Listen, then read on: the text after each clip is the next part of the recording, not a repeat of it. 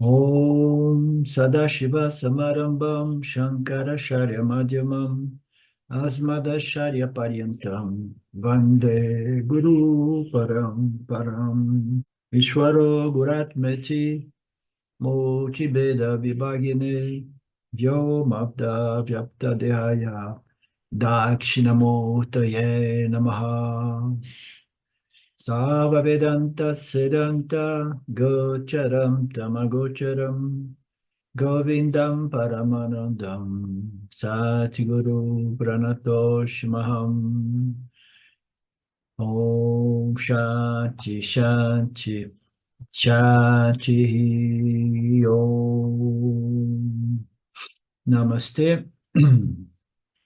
Bom dia a todos. Obrigado. Quase todo mundo com o vídeo aberto. Bacana. Então tá. Então nós vamos, voltando aqui para o Gita, aquele arquivo dos versos 5 ao verso 8, como nós lembramos, o capítulo 6 foi dedicado ao Upasana, o capítulo 7 foi dedicado à natureza de Ishvara, né, considerando que a Upasana, ou a meditação, do ponto de vista do Vedanta, ela é uma meditação, né, cujo objeto de meditação é Saguneshwara ou Nirguneshwara. Saguneshwara é denominada Upasana, né, Upasana Dhyana, meditação Upasana, e quando a meditação se torna na natureza Nirguna de Ishvara, Nirguna de Brahman, ela é denominada Nididhyasana Dhyana, ok? Então, nós vimos tudo aquilo no capítulo 6. Aí, naturalmente, o desdobramento do 6, já que a natureza, o objeto de meditação é Ishvara, o capítulo 7 ele se concluiu com algumas novas questões apresentadas por Arjuna, né? Que geraram, né, que deram origem ao capítulo 8, que é um capítulo muito curto, no qual o objetivo principal Lord Krishna abordando um tema interessante, mas ele é mais esotérico do que realmente um tema de alta inquirição, né? No qual o Krishna vai responder a Arjuna, vai falar para Arjuna a respeito da grande importância, né, de manter a mente focada na natureza saguna de Brahman e nirguna de Brahman, dependendo do nosso estágio de desenvolvimento, né? E aquela passagem mais curiosa na qual o Krishna Guru diz que o pensamento, os últimos pensamentos, né, no momento de deixar o corpo, eles vão condicionar o nosso destino, né? Seja nos trazendo de volta para esta ordem, ou nos conduzindo a uma outra ordem de realidade, né, não física, né, ou nos liberando de toda e qualquer outra dualidade, seja qual for a loca, né? Então, essas questões de Arjuna foram respondidas nos capítulos 1, 2, 3 nos versos 1, 2, 3 desse capítulo 8. E agora, Krishna, nesses próximos versos, ele vai responder de modo mais elaborado essa sétima questão, que trata da importância da lembrança do Senhor no momento da morte, né? No momento de deixar o corpo. Saguna Ishwara significa meditação em Deus com atributos, Saguna significa atributos, né? Sagunas, com os gunas, né? Com os gunas de Maya, né, que produzem propriedades, características, né, e atributos. Ishvara, Upasana, significa meditação em Deus. Do ponto de vista do Vedanta, a meditação, embora ela seja apresentada, né, em muitos outros círculos, como um exercício de foco no qual o objeto de meditação pode ser qualquer coisa, né, até mesmo a ponta do seu nariz. E, do ponto de vista de Vedanta, a meditação ela precisa ser de algo que simbolize o Criador, né? Saguna Ishvara.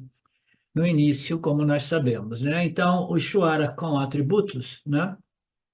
Pode ser qualquer uma dessas divindades ou deidades, como Rama, como Krishna, né? Dependendo de cada um de nós. É muito mais difícil nós meditarmos na natureza nirguna de Brahman, porque é algo não objetivável, porque a natureza nirguna de Brahman ela é livre de qualidades, características, atributos, de imagens, de formas, né? A gente não tem onde agarrar. Como é que a gente vai meditar em Nirguna Ishvara se não tem nada que o defina, né? Então, no final das contas, a meditação em Nirguna Ishvara é simplesmente meditar, contemplar as escrituras dos Upanishads que declaram a minha real identidade como Nirguna Brahman, né? Eu sou Nirguna Brahman. Como assim? Eu sou essa consciência, né? Tentando objetivar aquilo que é impossível de ser objetivado, que é minha própria natureza intrínseca, a realidade de tudo, a realidade de todos, né? Então, a meditação em Nirguna, né, Brahman, é a meditação no ser que nós somos, na consciência ilimitada que nós somos. E como é que você vai, como é que você vai meditar objetivamente nisso? Objetivar a sua real natureza intrínseca como consciência e existência. Você conhece, você é capaz somente de compreender e reivindicar, sim, essa é a minha natureza, eu sou esse Brahman, eu sou a consciência e existência, e a propósito de natureza não dual, infinita e ilimitada. Então, o ser ele está disponível para reconhecimento e reivindicação como minha real natureza, jamais como um objeto no qual eu possa objetivamente meditar. Então, que história é essa de meditar em minha natureza nirguna Ishvara, né? Ou na natureza de Deus? A gente tem que lembrar que esse processo é um processo que pode ser traçado de duas maneiras. Primeiro, um deles eu tento investigar, inquirir, né, o que é o eu, a natureza deste eu, do ego, da mente, do intelecto. Eu quero saber o que está por trás de tudo isso. Eu experimento uma existência, eu quero saber o que é essa existência, né? Eu ouvi dizer que ela é uma existência consciente, de natureza infinita, então eu quero realmente compreender, porque eu gostei desta definição de mim mesmo, né? Então, essa busca, ela pode ser uma busca direcionada, motivada pela busca da real natureza do eu, né? O outro caminho, para aqueles de nós que somos mais românticos, né? Eu vou buscar a natureza de Deus, né? Só um caminho eu busco a natureza de mim mesmo, a criatura. O outro caminho eu procuro compreender a natureza do Criador, né? E o Criador, ele, fundamentalmente, é Saguna Deus, cuja natureza é Nirguna Brahman, a minha própria natureza, né? Então, objetivamente, a meditação Nididhyasana, ou a meditação em Nirguna Brahman, Nirguna Ishvara, objetivamente, ela somente é possível na medida que nós meditamos e contemplamos as escrituras dos Upanishads, que revelam a minha própria natureza como Nirguna Brahman. Objetivamente, o Nididhyasana é contemplação, né, nas declarações de identidade dos Upanishads que revelam para mim a minha real natureza como Nirguna Brahman. Saguna Brahman, eu pude, sim, objetivar e focar a minha mente de modo, né, objetivo num símbolo que é o Criador. É muito sutil. O Criador, sim, é uma energia extremamente sutil, é pura inteligência, puro Sattvaguna, mas ainda assim eu posso, é, de- a partir deste atributo, desta característica, né, desta propriedade, inteligência suprema, inteligência pura, eu posso construir uma determinada percepção ou imagem, né, conceptual deste Criador, né, e me agarrar e focar minha mente nestes atributos maravilhosos do Criador, né? Mas quando nós entramos no Nirguna Brahman, eu estou meditando na própria natureza de eu, o buscador da verdade, o meditador da natureza de Deus, eu começo a entrar no campo de buscar a minha própria natureza, que é idêntica à natureza de Deus. Portanto, o Nirguna, o Upasana, que é o Nididhyasana, né? Ele nada mais é do que contemplação nos ensinamentos Upanishads que revelam a minha real identidade como aquele Nirguna Brahman. Eu sou aquele Brahman, tá? Então, isso só para esclarecer ainda mais essa distinção entre Saguna em sua expressão mais, Ishvara em sua expressão mais tangível ou densa, como energia Sattvaguna, o pura Sattva, o pura inteligência, né?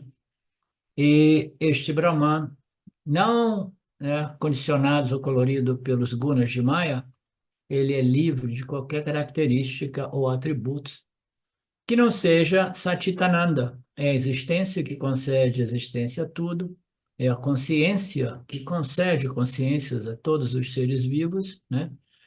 Cuja natureza desta consciência existência é a única realidade. A única realidade significa o quê? A não dualidade. Existe somente uma realidade e existe uma infinitas ordens, né, eu diria, ordens aparentes de realidades, né? Mas realidade absoluta existe somente uma. Portanto, a minha real natureza é esta realidade absoluta, e sendo uma como a única realidade, é de natureza ilimitada e infinita, Ananda, né? Então, este é só um contexto para, porque nós entramos aqui falando um pouco mais sobre a questão do Upasana, Nirguna, Saguna. Krishna apresentou que o Upasana pode ser usando qualquer uma dessas deidades que descrevem o Senhor de uma forma particular. Na última aula, o Swami Paramarthananda salientou que Saguna Upasana pode ser classificada em dois tipos. Isso nós vimos já em diversas aulas, né? O Upasana é apresentado como Sakama ou Niskama, né? Então, nós nos lembramos bem que Sakama, Saguna, Upasana, eu estou meditando em Ishvara, mas eu estou focando nele com o objetivo de ganho mundano, né? Eu quero coisas desse mundo, né? É um estágio mais primário de meditação, no aspecto de Ishvara, manifesto pelos gunas, né? Mas com aquela atitude do pidão, que ele quer coisas desse mundo para si, né? E Niskama ou Passana já é diferente, porque o Niskama eu posso tanto focar em Saguna como Nirguna Brahman. Quando eu sou um Niskama, o Pasaka, né? Quando eu sou um meditador Niskama, né? Eu estou buscando duas coisas, né? No estágio inicial, eu busco o desenvolvimento espiritual, crescimento espiritual. Os ganhos do mundo são secundários, né? Eu quero simplesmente purificar, refinar, crescer, me elevar. Então, este já é um niskama, mesmo que ele esteja focando a sua meditação, né? O seu upasana em Saguna Brahman, em Saguna Ishvara, mas ainda assim, o niskama, porque ele quer algo que é muito mais elevado, né? Ele quer não coisas desse mundo, mas ele quer a sua elevação espiritual, né? Então, o niskama, o pasaka mais elevado, é aquele que medita, né? Não mais em Saguna Ishvara, mas em Nirguna, em outras palavras, medita, contempla as declarações finais dos Vedas, dos Upanishads, que determinam a nossa real identidade como Satitananda, né? Então, esse Niskama, ele não quer nem mais elevação, crescimento espiritual, aquele que faz o Nididhyasana, ele é um Niskama Upasaka, mas ele quer o quê? Ele não quer nem mais crescimento ou refinamento, ele quer moksha, ele quer a libertação, né? Que é uma abordagem diferente, entendeu? Aí que entra a atitude daquele que está, né, queimando, né, ou com aquele desejo ardente, disposto a dar a própria vida para realizar a sua real identidade como descrita nos Upanishads, né? Então, este é um indivíduo que quer moksha, como Niskama Upasaka, eu posso querer o quê? Desenvolvimento, crescimento espiritual. Os desejos de coisas mundanas são secundários. Mas como Niskama Upasana, eu também posso querer moksha. Aí eu sou um Nididhyasana Upasaka. Tá? Ficou claro isso?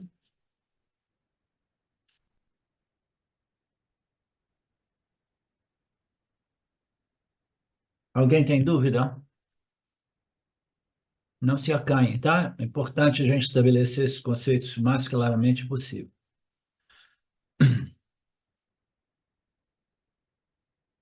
Então, uma é chamada sakama, são a meditação com interesse mundano, de bens mundanos, né? Que pode ser até mesmo, não, eu quero fama, né? Não é um bem material, eu quero prestígio, né? Eu quero ser reverenciado, né? Eu quero respeito, né? Eu quero ser honorado, né? Então, tudo isso também é parte de invocar Ishvara, porque eu quero esses ganhos, né, do mundo.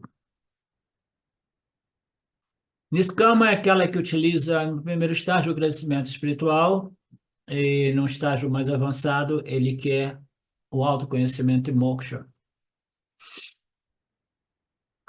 Então, só mesmo, né, esses dois upasakas, né, somente esses dois meditadores podem ser ditos serem no caminho realmente espiritual, né? Porque você invocar Deus para pedir favorecimentos a respeito dos seus desejos por coisas mundanas, né? Você tem o benefício de ter incluído Deus, né, na sua equação de vida, mas ainda assim você ainda está querendo coisas deste mundo, né? Então, quando você quer coisas, né, de outra natureza, né, que envolvem a preparação espiritual e o reconhecimento de sua natureza como espírito, aí então, somente então, nós entramos no campo da espiritualidade, eu diria.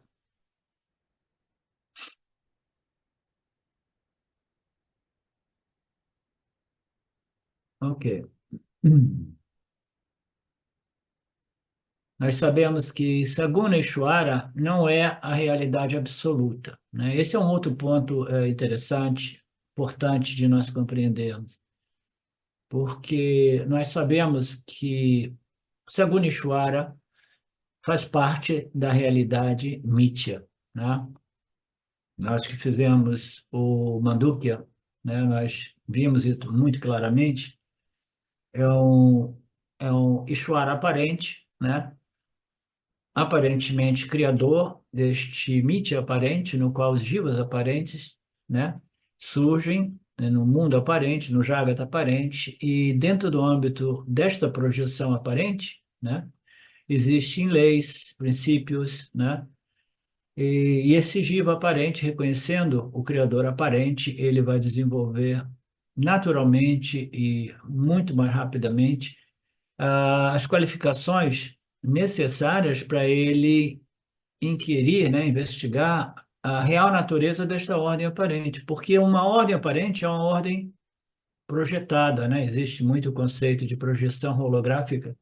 As pessoas por aí que discutem isso, essa ordem aqui é uma projeção holográfica, né? De repente foi feito por inteligência artificial. Não, inteligência artificial é inteligência reciclada, entendeu? Não é um, não é um ser consciente, senciente, né? Não, essa é uma projeção, né, tipo holográfica produzida por Maya, né, Maya Ishwara. Ela não é uma realidade absoluta, mas não existe uma projeção que não requeira um fundo, né, um ground, adistanam, né? Adistatanam, esqueci aquela expressão. Você lembra, Marcelo? Que é o pano de fundo, que é o Adistana, adistana mesmo, né? Então, o adistana é o que? É o pano de fundo, tá? É o reflexo que reflete esta ordem aparente, mas quando a gente fala em projeção ou sobreposição, a analogia, a construção de analogia é melhor realmente é algo no qual esta ordem aparente ela seja projetada, sobreposta, né? Do mesmo modo que os infinitos namarupos de ouro estão projetados naquilo que é a única realidade, o ouro, né? Então, nós temos essa situação na qual essa ordem empírica, essa ordem física, essa ordem aparente, ela é projetada e não existe projeção sem um pano de fundo. O pano de fundo representa a única realidade, né? Então, este Deus é parte desta projeção. Quando Maya decide fazer esta projeção aparente dentro do âmbito daquilo que é a consciência e a existência, né? Ele sendo parte integrante desta aparência mítica, né? Ele projeta, naturalmente tem que projetar dentro do âmbito da consciência, né? Então, o que que isso significa? Significa que dentro desta ordem aparente é onde nós podemos descobrir o pano de fundo, né? É somente dentro desta projeção, como uma entidade aparente, o Jiva-Atma, ele tem a capacidade de investigar, de contemplar, né? Como é que se diz o outro termo? Introspectar sob a luz dos ensinamentos do Upanishads para compreender qual é a real natureza intrínseca desta ordem aparente. É o Jiva aparente que faz isso, né? Mas o que que existe de tão particular neste Jiva aparente que permite ao Jiva aparente fazer essa investigação da realidade dentro do âmbito da realidade aparente ou irrealidade, tá? Porque todas as projeções, todas as analogias que nós temos, né, que envolvem uma projeção aparente, sendo a projeção na areia do deserto uma analogia muito ótima, né? Eu gosto de citá-la muito frequentemente, né? Ali nós temos igualmente a areia representando a realidade absoluta. O oásis, que é projetado na areia do deserto, é um oásis aparente, né? No qual as pessoas, né, estão lá, né, chegando lá tentando saciar a sede deles, né? Tomar banho, etc, etc. Tá? Então, essa projeção existe dentro do âmbito da areia, né? A areia sendo a única realidade. Então, imaginamos que existisse ali pessoas dentro daquela ordem aparente, que é essa projeção chamada oásis, né? E esses seres ali estivessem buscando a real natureza daquele oásis, né? Então, o pano de fundo ali, a natureza intrínseca do oásis é a areia. A areia jamais seria capaz de transferir a capacidade para nenhum da, da miragem investigar a real natureza da miragem. Então, quem quer esteja naquela miragem, naturalmente que você cai na miragem à distância. Quando chega bem perto, aí o truque desaparece. Mas suponhamos que você conseguisse chegar lá, estivesse tocando a água, se banhando e ainda assim pensando assim, mas qual será esta natureza dessa água? Porque ela tem um sabor diferente, etc, etc. Ocorre. Nenhuma analogia é perfeita, porque todo pano de fundo, quando nós utilizamos uma analogia para mostrar o fato de que a realidade é o ouro, e os namarupas, eles são parte da realidade aparente, né? Os nomes, cores e formas, né? Configurações do ouro, os ornamentos de ouro. Nenhuma dessas analogias, ela representa realmente o que ocorre no caso da projeção de Maya, que projeta esta ordem aparente composta por Ishwara, Jiva, infinitos números de jivas, dentro do âmbito deste Jagata aparente, nenhuma analogia vai servir o propósito de ilustrar o que ocorre realmente com este caso, com essa projeção produzida por Maheshwara, porque essa projeção é no âmbito da consciência, não é, por exemplo, na areia do deserto. A areia do deserto é inerta, é inerte. Aquele pano de fundo pode ser um pano de fundo para uma projeção. A tela no cinema é inerte, ela representa a realidade, enquanto que a projeção dos namarupas dinamicamente em movimento, né, eles estão ocorrendo, né, no âmbito daquela tela, mas a tela ela é inerte, ela não pode transferir, entendeu? realidade nenhuma para as projeções que ocorrem no âmbito da tela. A areia do deserto é inerte, ela não consegue transferir nenhuma realidade para o oásis, entendeu? Mas o que ocorre no caso desta projeção dos Jivatmas no âmbito desta ordem aparente? O pano de fundo é a consciência. A consciência é a única fonte de inteligência, de senciência, né? De consciência humana. A consciência humana é aquilo que é representado pelo Atma do Jiva, é a realidade que é emprestada pela consciência, que é o pano de fundo desta sobreposição, que transfere para o Jiva Atma a consciência humana, a inteligência humana. O Jiva Atma ele só consegue investigar, realizar, descobrir a realidade absoluta dentro do âmbito desta ordem aparente mídia, porque o pano de fundo, esse adístano, ele transfere um aspecto da sua natureza para o Jiva-Atma, ele transfere um aspecto da sua natureza para todos os seres inertes deste universo, ele transfere a existência, mas a existência sem a consciência não permite aos objetos inertes investigarem e descobrirem a realidade dentro do aparente. Somente o Jiva-Atma, porque ele possui, né, este fenômeno chamado o intelecto humano, principalmente, né, no qual o aham, o eu sou, eu existo, conscientemente surge. Então, essa consciência humana, ela é transferida do pano de fundo, que é a consciência e a existência, no qual Maheshwara projeta os Jiva-Atmas, né? Então, todas as outras analogias servem, mas todas elas, em todos os tipos de analogias vedantes, são limitadas porque somente no caso desta projeção do Jiva-Atma no âmbito da consciência é que permite a Maya transferir aquilo que pertence ao Atma absoluto para o Atma aparente, que é o Jiva-Atma. Tá?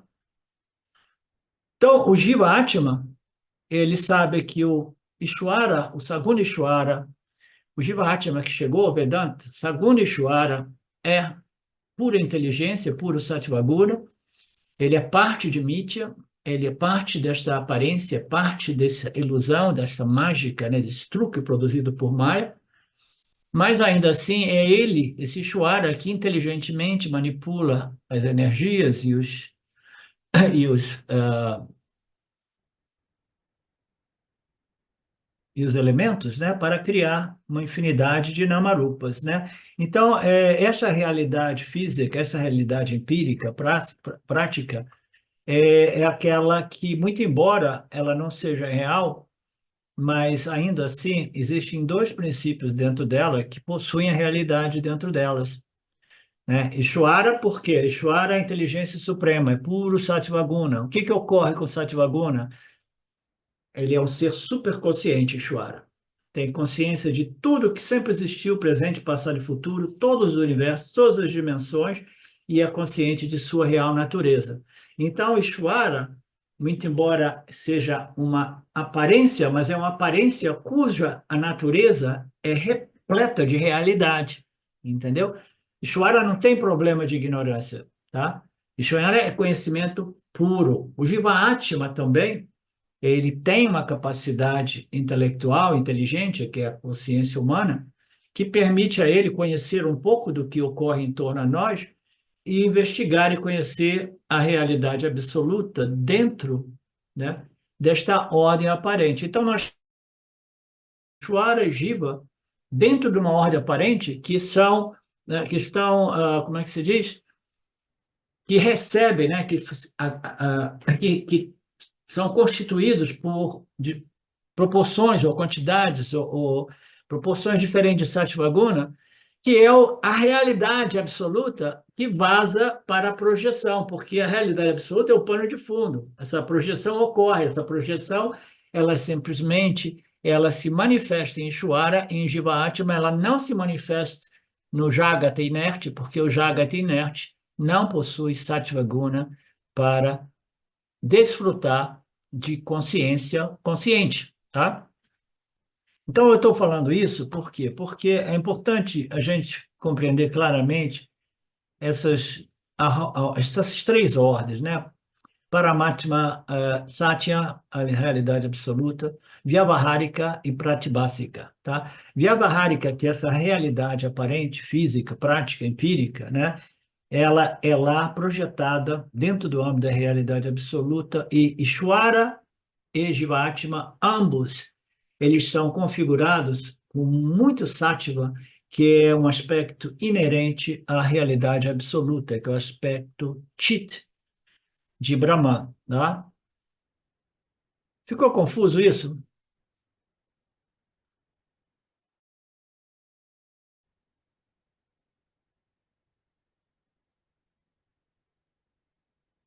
Eu não vou nem entrar nos outros termos para Prakriti, de Aparaprakriti, porque são termos diferentes que pontam para a mesma coisa.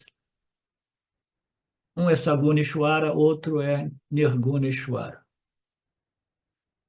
Então, a menos que o indivíduo esteja realmente buscando essa contemplação, meditação na natureza nirguna de Brahman, moksha não é possível, né? Se moksha não é possível, nem tudo está perdido, nós temos a possibilidade de seguir em Saguna Upasana, preparando, melhorando o complexo corpo, mente e sentidos, né, para que mais tarde eu possa entrar na contemplação final deste processo espiritual, que é o Nididhyasana. Eu estarei meditando e contemplando nas declarações de identidade dos Upanishads. Este é o Nirguna Yana, né? De Upasana para Yana Yoga, com isto queremos dizer Vedanta Shravana Manana Nididhyasana. Portanto, seja um Karma Yogi, pratique Niskama Upasana, buscando o crescimento, o desenvolvimento, desenvolva no processo as suas qualificações exigidas, requeridas, e aí, gradualmente, naturalmente, você será atraído pelo Nididhyasana do Vedanta e você, quando, sem notar praticamente, você vai estar contemplando naquilo que é a sua própria natureza intrínseca, sob a luz dos ensinamentos dos Upanishads. E assim você alcança moksha nesta própria vida, né? Então este é o mukti, chamado de sadhyo mukti, ou jivan mukti, que é o termo mais comum. Sadhyo mukti é um termo sânscrito que significa liberação instantânea. Liberação instantânea significa liberação nesta encarnação, nesta vida. Então, em toda a alma individual encontra a libertação ocorre na última encarnação, então toda a última encarnação, a gente poderia dizer que é uma libertação instantânea, mas não existe libertação instantânea, fundamentalmente. A libertação é a culminação, né? É o cúmulo ou culminação de um processo que, em geral, atravessa muitos nascimentos, né? Jivamukta é aquele que é liberado enquanto ainda no corpo físico, né?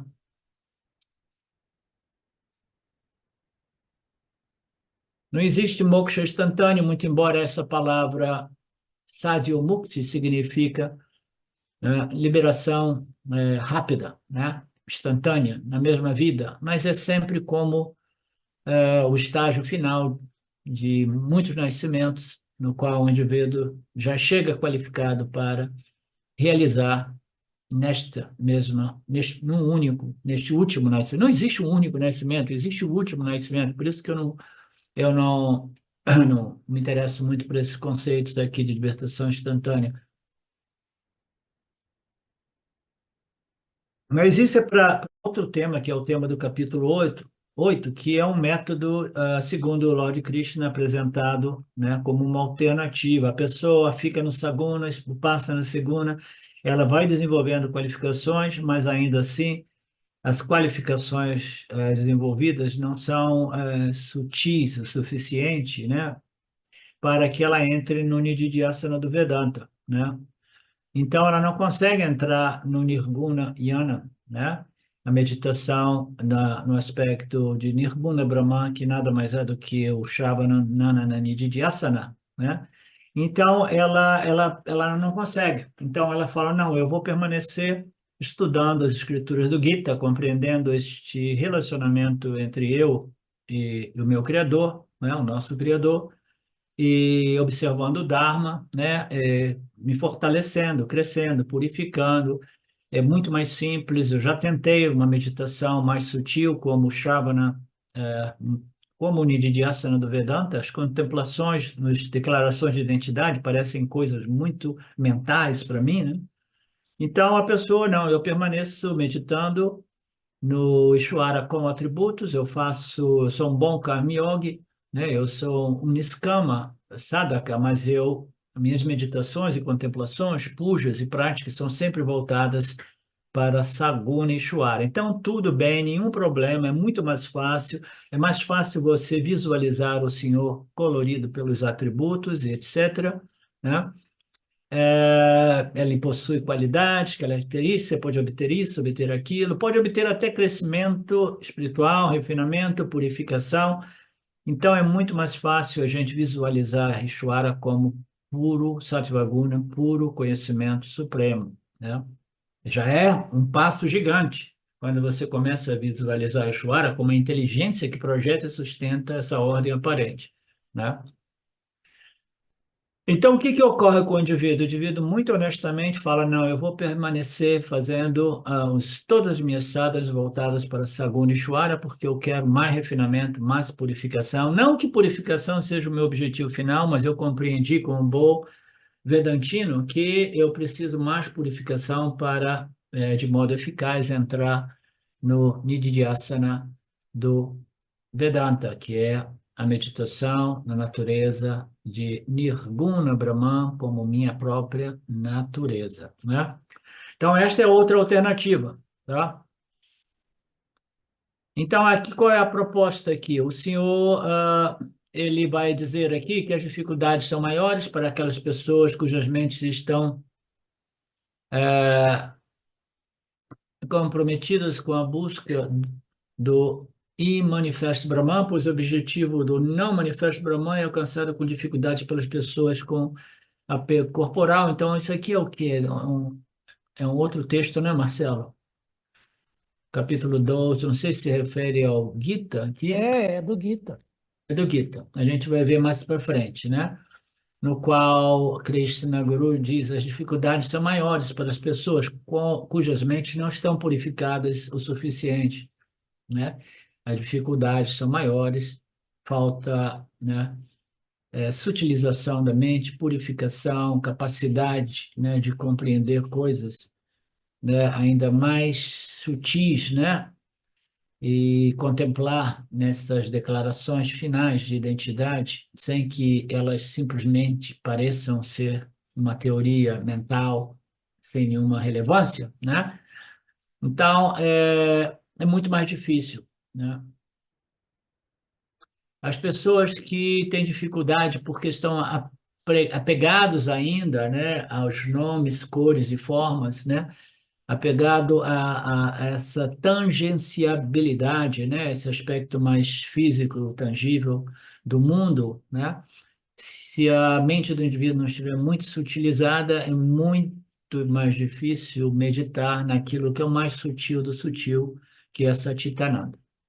A apreciação e investigação de Nirguna Ishvara requer um intelecto muito sutilizado, uma mente muito focada, né? Se a mente não estiver pronta para o Nirguna, Upasana, ou Nididhyasana, ela não atrairá, o Nididhyasana do Vedanta não atrairá esta pessoa. Então, o que essa pessoa deveria fazer? Ela quer o autoconhecimento. Essa é uma colocação bacana, tá? A pessoa ainda quer moksha, mas ela, muito honestamente, ela falou assim: não, mas não está dando para mim, né? É melhor permanecer focado em outras práticas espirituais menos sutis, ou um pouco mais densas, na qual o meu objeto de meditação seja mais tangível, né? Onde eu possa, né, neste processo, desenvolver mais sutileza, mais purificação, né? Mais sattvaguna, né? Então, essa pessoa muito honesta consigo, né, ela vai permanecer, né, fazendo Niskama, Upasana, né, não com interesse mundano, mas sem interesse mundano. Ela quer moksha, mas ela sabe, honestamente, eu preciso ainda de desenvolver mais purificação, refinamento da minha mente. Essa é uma integridade difícil, às vezes, de encontrar, entendeu?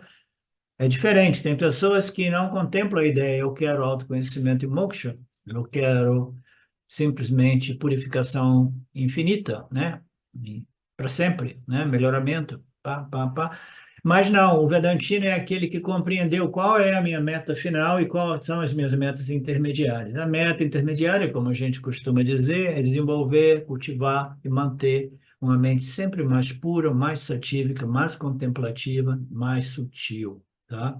Para que a gente, com aquela vibração mental, a gente possa entrar no âmbito de uma investigação extremamente sutil, uma discriminação extremamente sutil, que é a discriminação entre eu, a consciência, e esse intelecto, que é o meu instrumento de viveka, meu instrumento para fazer esta discriminação, né?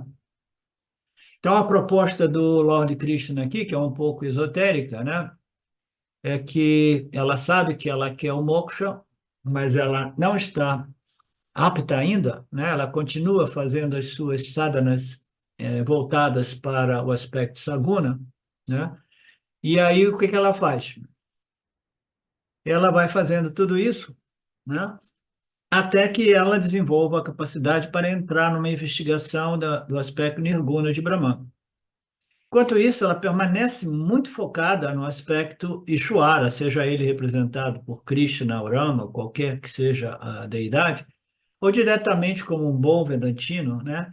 Ishvara como o criador, né? Essa inteligência suprema. Ela continua focada neste relacionamento entre eu, o Jiva-Atma, e o criador, ela permanece ainda no modelo, né, no formato triangular, eu, Ishvara e o mundo, né? E eu quero crescimento espiritual, eu quero purificação, né? E neste processo, ela vai se qualificar para a Upasana final, que é apresentado aqui como o Niskama mais elevado, é o Niskama Mumukshu. Upasana é aquele que quer moksha e somente moksha. Acabou, tá? Esse é o desejo ardente por moksha. Por causa desse desejo ardente, o indivíduo alcança o Senhor.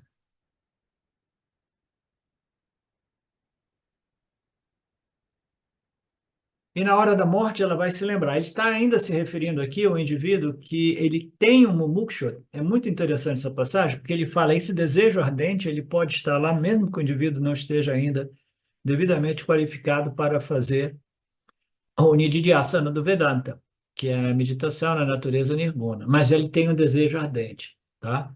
E ter esse desejo intenso por esta, né? Por este autoconhecimento, embora não esteja ainda apto, né? Equipado para isso, vai fazer de modo que a pessoa continue, né? Fazendo as meditações da natureza saguna, e na hora da morte ele vai se lembrar, né, que existe Ishvara, que existe Deus, que existe Saguna Ishvara, né? E isso não vai sair da cabeça da pessoa. Por quê? Nós sabemos que a gente não consegue enganar o sistema Ishvara, a gente não consegue pensar sobre coisas do mundo o dia inteiro, um ano inteiro, uma vida inteira, e na hora da morte a gente se lembrar de Deus, né? A gente sabe que as vasanas não vão permitir que a gente faça isso, né? Os pensamentos predominantes são aqueles que nós carregamos com nós durante o dia a dia, aqueles que a gente está sempre enganjado, pensando isso e aquilo, né? Então, a proposta aqui, a ideia, você vai lembrar de Ishvara na hora da morte somente se você realmente for um grande upasaka, né? Aquele que está meditando constantemente na natureza de Saguna, Deus, né? Você é um Niskama, upasaka, né?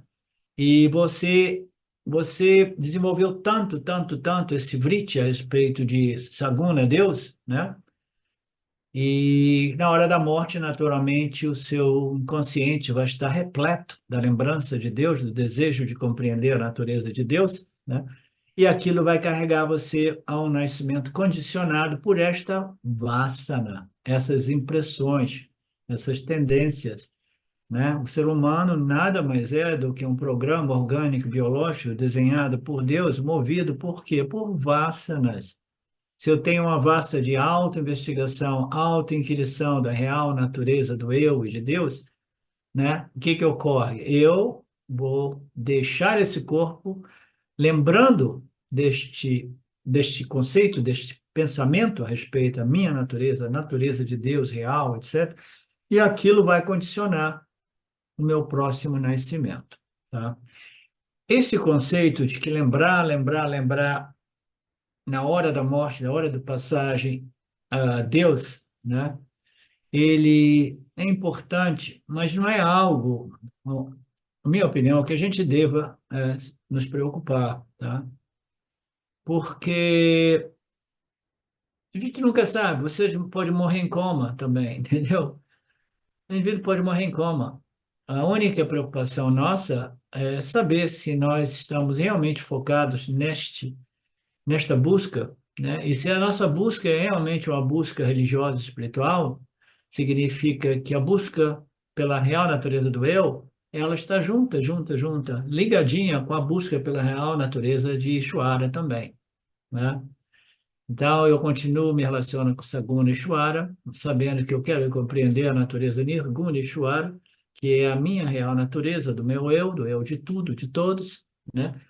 E se eu tenho esta vasana bem estabelecida, né, mesmo que eu venha morrer em coma, né, não importa. O que importa, Marcelo, é que eu tenha a minha vasana pronta. Aquela vassa, aquela mente causal, aquela mente inconsciente, subconsciente, é que irá ser apresentada no altar dessa inteligência suprema. E essa inteligência suprema vai me fornecer um outro instrumento de conhecimento, né, de experiência, e vai me fornecer circunstâncias ainda mais favoráveis para que eu conclua meu processo espiritual. Então, o importante é desenvolver essas vasanas espirituais, e a gente não deve ficar muito preocupado se eu vou lembrar ou não de Deus, ou da minha autoinvestigação, ou do meu nididhyasana na hora da morte. Está tudo depositado ali no banco. Aquele banco ali é um banco que é inviolável, ninguém vai destruir, ninguém vai roubar as suas vasanas libertadoras, suas vasanas espirituais, tá? Então, na hora da morte, você vai lembrar de Deus, porque é um pensamento que você cultivou durante toda a sua vida, né?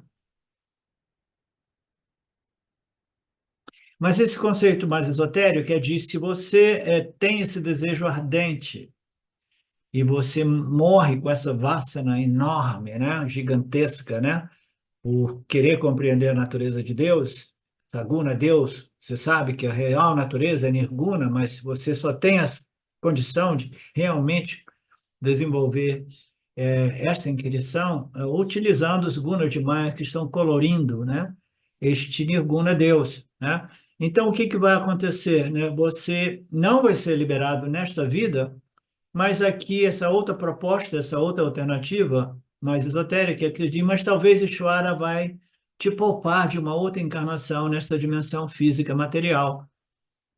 Você desenvolveu uma vassana de inquirição a respeito da natureza de Nirguna Deus através do seu objeto de meditação, que é Saguna Deus, tamanha, tão grande, tão potente, que Ishvara vai olhar para você, essa inteligência suprema, e falar assim, tudo bem, não vou mandar ele de volta nessa dimensão física, não, eu vou mandar ele para o Brahma Loka, e lá ele vai receber satsangs diretamente do grande guru, né, Brahman, e ele vai ser liberado sem precisar retornar nesta dimensão física, né? Então, este é todo o conceito que Krishna vai, né, desdobrar até o final deste capítulo 8, tá? E o Swami diz, olha, mas que história é essa, né? Como é que essa história que você sai, não ainda autorrealizado, não liberado, mas você quer isso tanto, você tem essa vasana, E por que que Ishvara vai levar você para Brahma Loka? Você tem certeza disso, Swamiji? Ele fala, não me pergunte porque eu não sei. Como é que eu vou saber, né?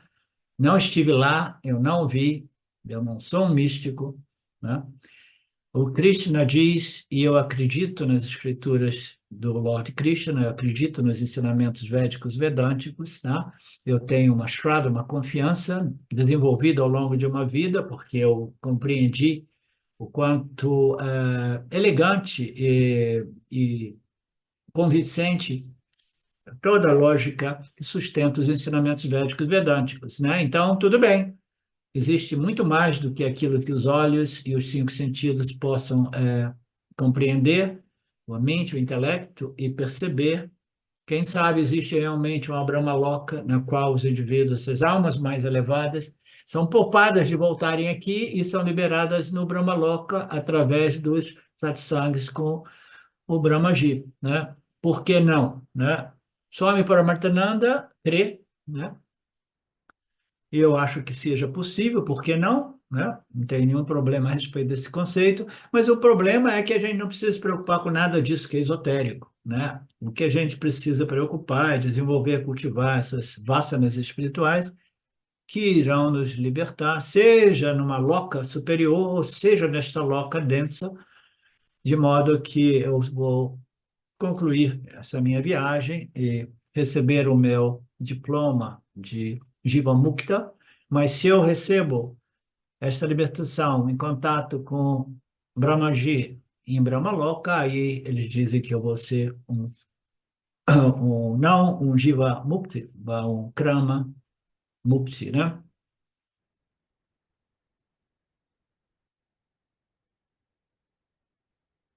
Uma pessoa que é apenas moksha, ela chega lá, ela é admitida no Brahmaloka, ela está preparada para receber as instruções do que seja Nirguna Brahman, Nirguna Ishvara.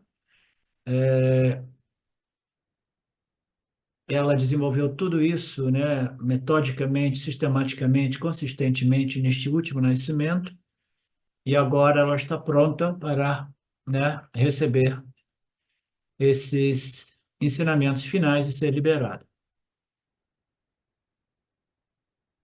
Ok.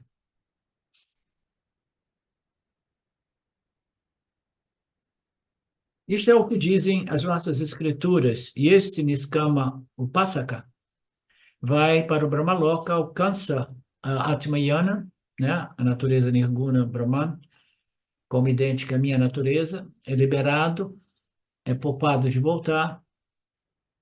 Este caminho de libertação é chamado Krama Mukti e ele é chamado de Krama Mukti, né? Libertação gradual ou primeira libertação repentina. Não, esse é um outro conceito. Krama e Akrama. Akrama significa, Krama, como nós vimos, é como se fosse uma libertação, era antes se referia a instantânea, rápida, né? Ah, não, aquilo é o Jiva Mukti, desculpa, não, ainda encarnado. Essa seria não imediatamente nesta vida, mas deixando essa vida em Brahmaloka, né? É, então são termos que apontam para o mesmo conceito, né? Jiva Mukti, Krama Mukti, liberação enquanto encarnado, liberação desencarnado, recebendo os ensinamentos finais diretamente do Brahmaji. Krishna apresenta tudo isso não para que a gente fique esperando esse contato com o Brahmaji. Isso é interessante, porque aqui talvez não seja muito o caso de nós aqui do Vedanta Brasil, mas eu tenho um aluno meu no meu grupo em inglês que tem uma fixação com essa história de Brahma Loka, e ele gostaria muito de ir para Brahma Loka para receber satsang do Brahmaji, entendeu? Então, a gente tem que tomar cuidado. Às vezes eu brinco com ele, eu falo, cara, você vai lá receber satsang, né, do Brahmaji, por que que você já não completa o seu trabalho com aqui? Que fascínio é esse, entendeu? E, de repente, se você não for lá, se você não chegar naquela loca mais elevada, mas chegar numa loca intermediária, né? Então, é melhor você ficar mais, principalmente, focado nesta loca, nesta dimensão física e fazer o seu trabalho aqui, né?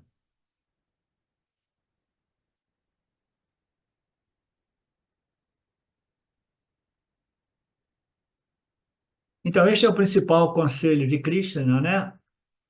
Que é autoconhecimento e meditação, aqui e agora, nesta encarnação, minha última encarnação, para a gente evitar né, mais e mais delays, né? Atrasos, né? Obstáculos, né?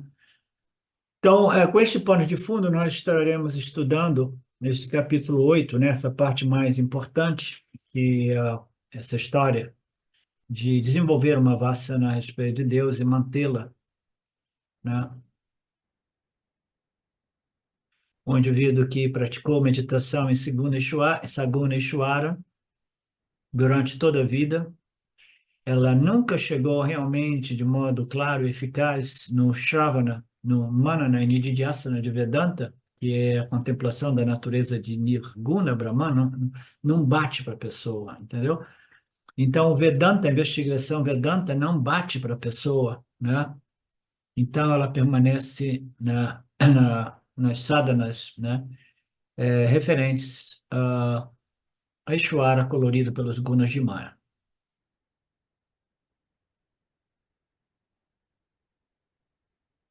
E o Swami faz uma brincadeira dizendo, então, todo mundo deixa o corpo físico, nós sabemos, nós do Vedanta Brasil sabemos que a mente, o corpo sutil, ela se desprende do corpo físico, né?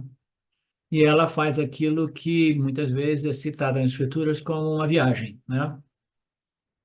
It's going to travel. Travel, viajar para uma dessas locas até que ela retorne ou não retorne, né?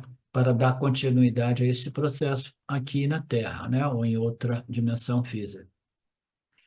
O fim de tudo isso somente é possível com moksha, libertação e moksha, autoconhecimento e moksha. Moksha liberta o indivíduo, mas, de novo, é importante compreendermos que o autoconhecimento, visto de um determinado ângulo, também pode ser visto como o início de um outro processo, que é o processo de libertação, realmente, né? Então, este moksha é algo que faz de modo que o indivíduo não precise retornar a esta ordem aparente, porque o indivíduo já não tem mais desejos ligados a esta ordem aparente, esta ordem física, né? Mas todos nós deixamos o corpo físico e fazemos essa viagem em geral, né? Aquele que não precisa de ir para Brahmaloka e não precisa retornar, ele simplesmente deixa esse corpo físico e se dissolve, né, no oceano de Brahmana, consciência, existência. Por quê? Porque não existe mais desejos que possa, né, colapsar essas energias para manter esse sentimento de individualidade da alma. A alma se dissolve em Brahman como Brahman. Este é o conceito, né? Que faz muito sentido. O que nos mantém presos como entidades individuais são os nossos desejos e identificações como fazedor, experienciador, e o desejo por mais isso, mais aquilo. Aquilo é que colapsa, né? Que cria essa cluster, né? De energias que mantém o indivíduo identificado com os três corpos, né? Então, o Jivamukta é aquele que, em teoria, se dissolve, e aqueles outros que estão prontos para não voltarem, mas para concluírem esse processo em Brahmaloka, eles viajam para lá. E o Swami diz assim, mas que história é essa de viagem? Eu vi tantas pessoas na minha família deixarem corpo, eu não vi ninguém viajando, não vi nenhuma viagem, né? Aí o Swami diz, não, a gente não vê porque é o corpo sutil. O corpo sutil não é visível, muito embora algumas pessoas mais sensitivas, elas tenham a percepção desses movimentos, né, da energia do corpo sutil. Ele diz, é melhor que a gente não veja. Você vai ficar preocupado, para onde é que está indo essa alma, para onde é que está indo essa mente, aquela mente, né? Então, ah, é difícil. Vamos fazer uma pausa, Marcelo, a gente volta em 10. Om Purnamada Purnamidam Purnamudachyate Purnasya Purnamadaya Purnameva Vashishate Om Shanti Shanti Shanti Om. Namastê. Olá! Queria trazer aqui para vocês o quanto eu tenho me beneficiado dos ensinamentos do Vedanta. Esses ensinamentos do Vedanta, eles mudaram a minha vida, o meu estilo de vida, né? A partir de uma compreensão sobre Jagata, o mundo, sobre essa pura inteligência, Ishvara, sobre o Jiva, né? A mente, o funcionamento, sobre a aplicação do Karma Yoga diariamente na vida, o quanto isso beneficia a purificação da mente, né? Para poder daí acessar aquilo que é mais valioso. Aliás, eu diria sem valor estimável, inestimável, né? Uma riqueza profunda, que é a compreensão sobre os ensinamentos de Satya, a consciência, a existência ilimitada que sou. Bom, eu sou uma aluna de Vedanta, desse grupo Vedanta Brasil, que iniciei a jornada, estou no começo da jornada, mas essa jornada seria impossível sem o apoio diário de um professor qualificado, o professor Arlindo Nagar, nosso professor, que dedica a sua vida, que dedica as batidas do seu coração exclusivamente para o ensino do Vedanta. Ele gosta de usar a frase, o coração que se doa recebe. Então ele é esse coração que doa.